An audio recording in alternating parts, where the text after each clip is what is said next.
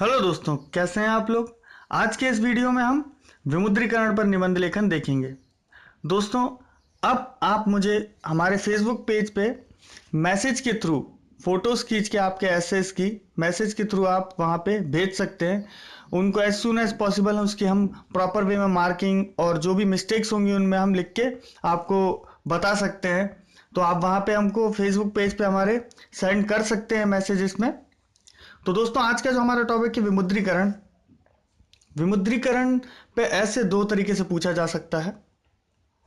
तो जो इंट्रोडक्शन होगा उन दोनों तरीकों में, उसको हमको ध्यान रखना है। दोस्तों, अभी जब CHSL के मार्क्स आए तो कई सारे बच्चे डिसअपॉइंटेड थे अपने मार्क्स के साथ।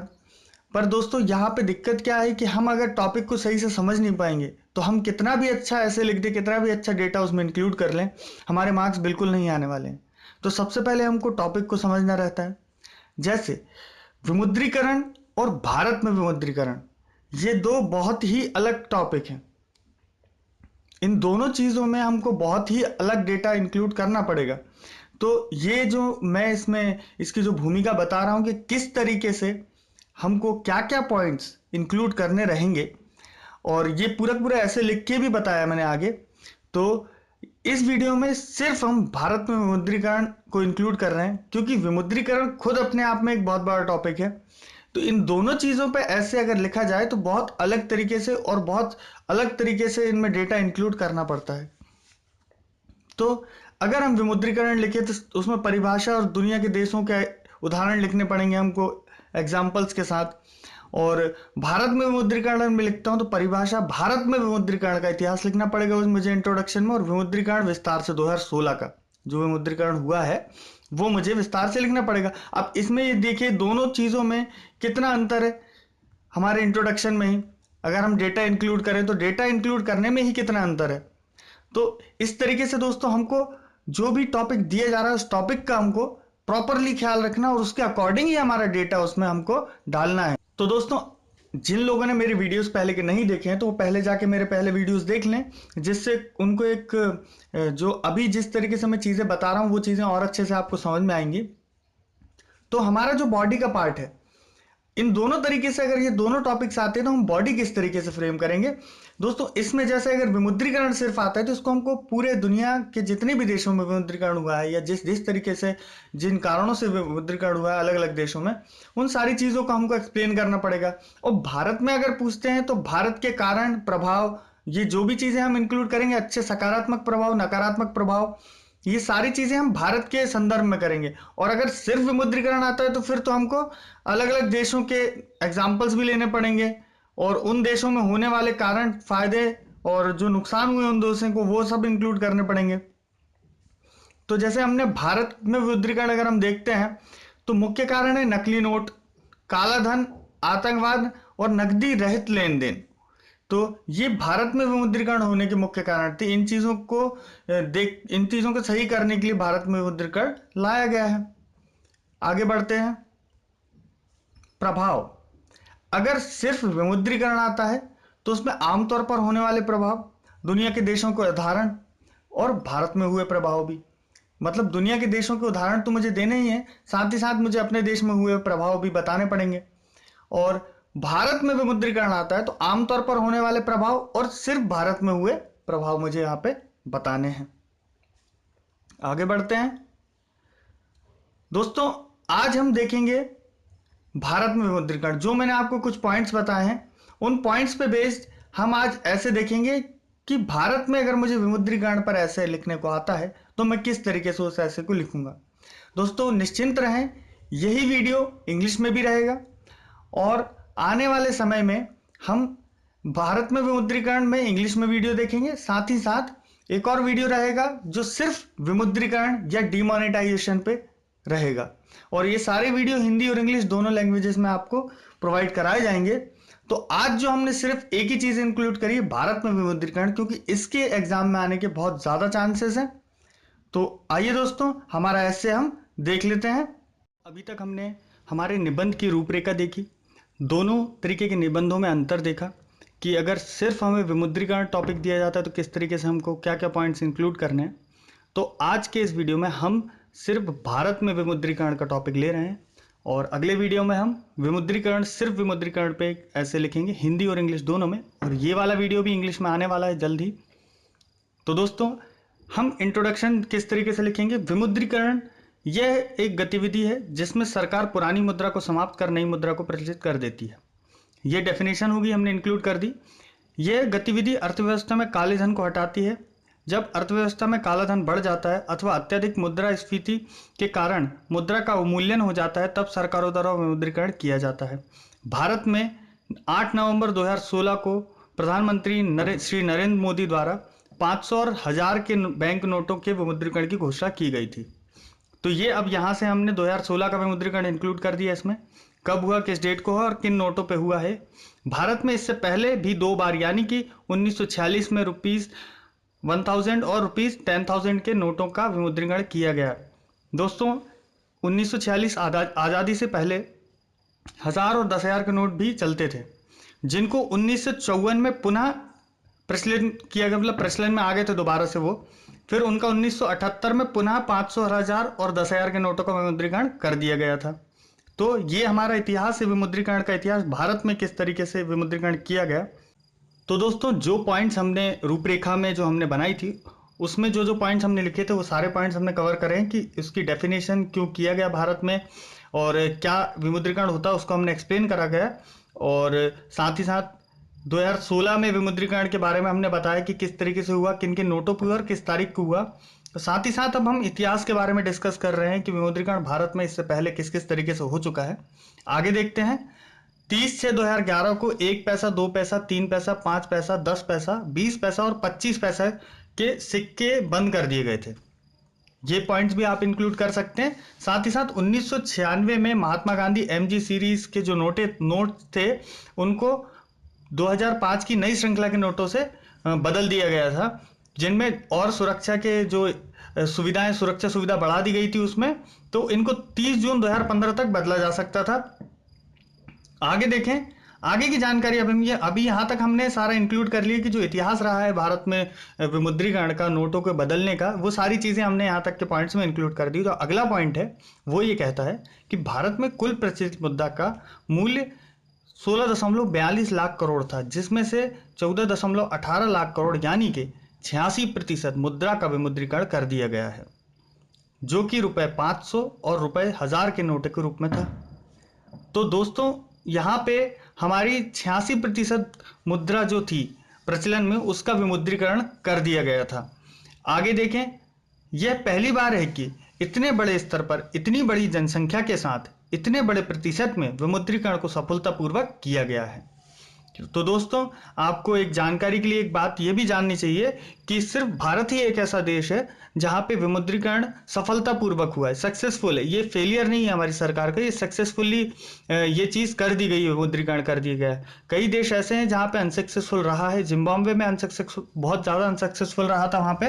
तो ये चीज़ हमको अप्रिशिएट भी करनी चाहिए। तो चलिए अब निबंध पे आते हैं, वापस से आगे बढ़ते हैं। तो दोस्तों, अब हम प्रभाव देख लेते हैं, सकारात्मक साथ ही साथ नकारात्मक प्रभाव भी हम देखेंगे। तो विमुद्रीकरण से भारत के लोगों पे और भारत की अर्थव्यवस्था पे और भी कई चीज़ें हैं जिनमें बदलाव आया है या फिर जिन पे प्रभाव पड़ेगा। तो वो सारी चीज़ें हम देख लेते हैं। तो क्या क्या प्रभाव पड़े, जैसे कि लोगों के पास जो संचित काला धन निष्क्रिय हो गया। जिन लोगों के पास बहुत ज़्यादा काला धन रखा हुआ था वो निष्क्रिय हो गया, वो किसी काम का नहीं बचा है, या तो उनको उसका टैक्स पे करना पड़ेगा और इस प्रकार से वो पैसा सरकार के पास वापस आ जाएगा। साथ ही साथ अघोषित पैसा अर्थव्यवस्था में आया, जिससे सरकार को अधिक कर मिलेगा। जैसे कि जिन लोगों ने जो पैसा छुपा रखा था, जिसका डिक्लेरेशन नहीं किया गया था इनकम टैक्स वगैरह में, तो वो पैसा अगर उनको जमा करना पड़ेगा अकाउंटों में, तो उसका विवरण देना पड़ेगा और साथ ही साथ टैक्स भी देना पड़ेगा। तो जिससे ज़्यादा टैक्स मिलेगा, सरकार को बेनिफिट होगा और देश को तरक्की में भी ये सहयोगी रहेगा ये चीज़। आगे बढ़ते हैं। देश भर में कैश स्कैम के 36 मामलों में 1000 करोड़ रुपए से ज़्यादा की अघोषित आय का पता चला है। अब ये देखिए, साथ ही साथ हमने एक प्रभाव बताया भी कि हाँ, देश में अभी तक 36 मामले ऐसे हुए हैं जहाँ पे 36 मामलों में ही 1000 करोड़ रुपए से ज़्यादा की अघोषित आय का पता चला है। तो ये इस तरीके से जो छुपा हुआ पैसा था, लोगों के पास रखा हुआ था, जो एक्स्ट्रा जो काला धन था, जो पैसा उन्होंने टैक्स बचाने के लिए छुपा के रखा था वो सारा पैसा सामने निकल के आ रहा है धीरे धीरे। आतंकवाद एवं नक्सलवाद जैसी समस्या पर अंकुश लगाने में मदद मिली। बड़ी संख्या में नक्सलवादियों ने आत्मसमर्पण किया। जैसे कश्मीर में स्टोन पेल्टिंग होती थी वो भी थोड़ी कम हुई है। छत्तीसगढ़ और झारखंड जैसे जगहों पे जहाँ पे नक्सलवाद है वहाँ पे नक्सलवादियों का जो आत्मसमर्पण जो करते हैं वो बड़ी ये घटना है कि आत्मसमर्पण करना उनका बढ़ा है वहाँ पे। साथ ही साथ नकली नोटों से मुक्ति मिली जिससे अर्थव्यवस्था को लाभ हुआ। नकली नोटों से देश की अर्थव्यवस्था को बहुत ज्यादा नुकसान होता है, तो इससे भी हमको लाभ मिला है। आगे देखते हैं कि सरकार को अधिक कर मिलने से विकास कार्यों में तेजी आई है। सरकार को अधिक कर मिल रहा है तो विकास कार्य ऑब्वियसली बढ़ने ही है, और सरकार के पास अगर पैसा पहुंचता है तो वो पैसा देश का ही होता है, देश की तरक्की में ही लगाया जाता है। नकदी रहित लेन देन को बढ़ावा मिला जिससे अर्थव्यवस्था में पारदर्शिता आई है। तो ये चीज तो हम जानते हैं कि अगर नगद पैसे नहीं होंगे हमारे पास तो पारदर्शिता बढ़ेगी। लोग अगर किसी से पैसा ले रहे हैं अकाउंट में तो उसको डिस्प्ले करना ही पड़ेगा, कि उनको डिक्लेरेशन देनी पड़ेगा कि किस चीज के लिए पैसा लिया गया और किस काम के लिए पैसा हम किसी से ले रहे हैं या फिर उसको हम वो पैसा दे रहे हैं। अगर हमारे पास कैश होगा ही नहीं तो ट्रांजेक्शन और काला धन बढ़ेगा ही नहीं। हमारे समाज में हमारे लोगों के पास काला धन नहीं बढ़ेगा, और इस तरीके से हमारी अर्थव्यवस्था में भी पारदर्शिता आएगी और जो करप्शन है वो भी इसमें काफी हद तक कम हो जाएगा। तो इस पे हमने एक कोटेशन लिखा है कि देश में काला धन, आतंकवाद एवं भ्रष्टाचार है, विमुद्रीकरण इन सब पर एक प्रहार है। तो ये आप कोटेशन भी वहां लिख सकते हैं। चलिए दोस्तों, अब आगे हम देख लेते हैं नकारात्मक प्रभाव क्या पड़े हैं हमारी इकोनॉमी पे या लोगों पे। तो दोस्तों, नकारात्मक प्रभाव जैसे कि लोगों को बड़े स्तर पर असुविधा हुई। भारत में कुल लेन देन का 98% नकदी के रूप में होता था, अतः अचानक इतने बड़े स्तर पर हुए विमुद्रीकरण से काफी दिक्कतें हुई। तो लोगों को दिक्कत क्यों हुई? क्योंकि लोग हमेशा से भारत में कैश ट्रांजैक्शन ही होती है। हम प्लास्टिक मनी का यूज नहीं किया जाता। प्लास्टिक मनी अर्थात डेबिट कार्ड, क्रेडिट कार्ड, इन सब चीजों का यूज नहीं किया जाता। ऑनलाइन बैंकिंग यूज नहीं करी जाती है। और आजकल कई सारे वॉलेट्स जो आ गए हैं, पेमेंट के कई सारे मेथड्स आ गए हैं, तो उन सारे मेथड्स का कंट्री में यूज बहुत कम हो रहा था। तो अब देश में लोग उन चीजों की तरफ बढ़ेंगे तो एक प्रकार से कुछ समय के लिए अस्थायी तौर पे ये परेशानी हुई है, परंतु अब यह है कि लोग उन चीजों को सीखने लगे, समझने लगे हैं। जैसे अगर आप जाएंगे तो छोटी छोटी दुकानों पे भी वॉलेट्स के ऑप्शन से कई तरीके के पेमेंट्स के जो साधन रहते हैं उन साधनों को दुकान वाले भी अब एक्सेप्ट कर रहे हैं। पहले दुकानदार भी उन चीजों को एक्सेप्ट नहीं करता था, तो ये छोटी सी एक असुविधा हुई थी। साथ ही साथ एक जो बड़ा पहलू था इसका कि ये भी अस्थायी तौर पे, ये नकारात्मक प्रभाव ये अस्थायी तौर पे है, ये स्थायी तौर पे नहीं है। आगे चल के ये भी कम होने वाला है कि जीडीपी, सकल घरेलू उत्पाद को कुछ समय के लिए हानि हुई है। तो सकल घरेलू उत्पाद को हानि किस तरीके से हुई कि कम धन है लोगों के पास अगर, तो लोग कम खर्च करेंगे।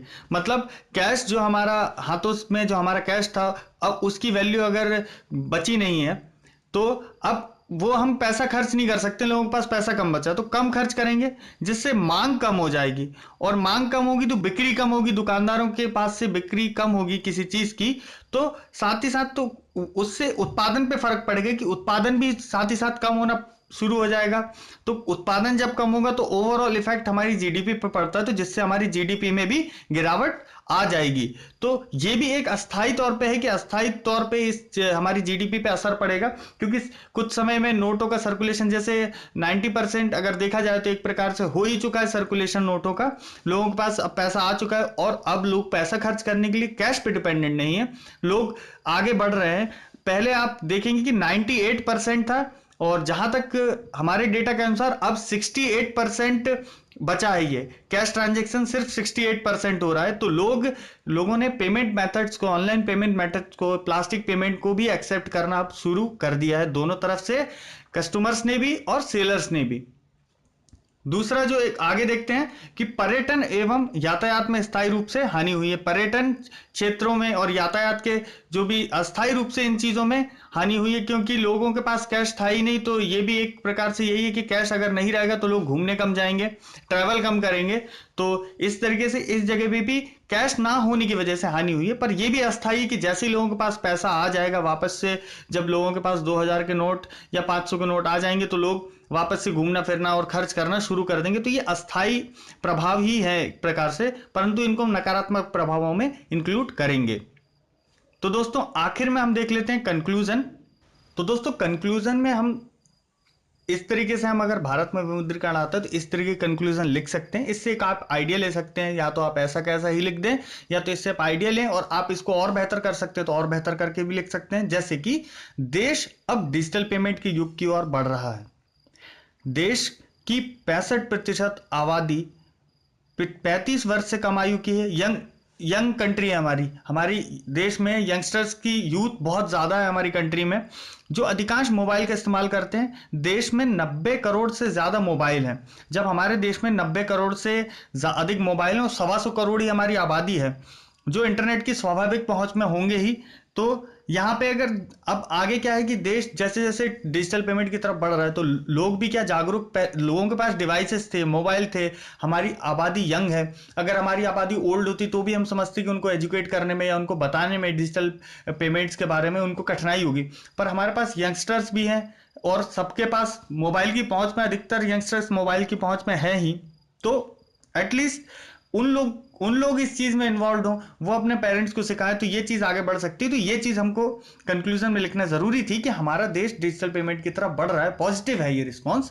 तो हम कंक्लूजन भी एक तरीके से पॉजिटिव ही लिखेंगे, क्योंकि दुनिया के आगे देखते हैं, दुनिया के कई सारे देशों में विमुद्रीकरण हो चुका है, जैसे सोवियत यूनियन, जैसे रशिया बोलते हैं आजकल, जिम्बाब्वे, म्यांमार, घाना आदि। परंतु इतने बड़े पैमाने पर सफलतापूर्वक सिर्फ भारत में ही हो पाया है। कई देशों में डिमोनेटाइजेशन हुआ, विमुद्रीकरण हुआ है, परंतु भारत एक ऐसा देश है कि जहां पे इतनी सारी जनसंख्या होने के बाद भी और साथ ही साथ इतने बड़े पैमाने पर विमुद्रीकरण हुआ है कि जिसमें भारत की इतनी ज्यादा जो कैश था, कैश का अमाउंट बहुत ज्यादा था हमारा, जिसका विमुद्रीकरण किया गया। तो उसके बावजूद भी भारत में एक प्रकार से ये चीज सफल ही रही। कुछ समय के लोगों को दिक्कतें हुई है, अर्थव्यवस्था पे थोड़ा सा प्रभाव पड़ा है, पर आने वाले समय में, लंबे समय में ये चीज हमारे लिए लाभकारी ही है।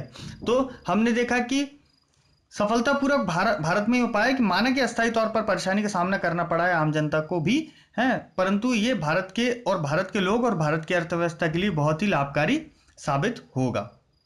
तो दोस्तों हमारा निबंध यहीं खत्म होता है। आने वाले वीडियो में हम सिर्फ डिमोनेटाइजेशन पे ऐसे देखेंगे हिंदी में, और साथ ही साथ ये जो वीडियो है ये भी हम इंग्लिश में, अगला वीडियो हमारा इंग्लिश में रहेगा, यही का ये वीडियो। तो दोस्तों निबंध मुझे लगता है जहां तक कि इससे आपको आइडिया प्रॉपर मिल गया होगा किस तरीके से ऐसे लिखना है। तो दोस्तों आज का हमारा वीडियो यहीं समाप्त होता है। मैं उम्मीद करता हूं कि आपको आज का हमारा वीडियो पसंद आया होगा। दोस्तों अगर आपको वीडियो पसंद आया हो तो लाइक करें, शेयर करें, सब्सक्राइब करें। वीडियो देखने के लिए बहुत बहुत धन्यवाद दोस्तों। Thank you so much.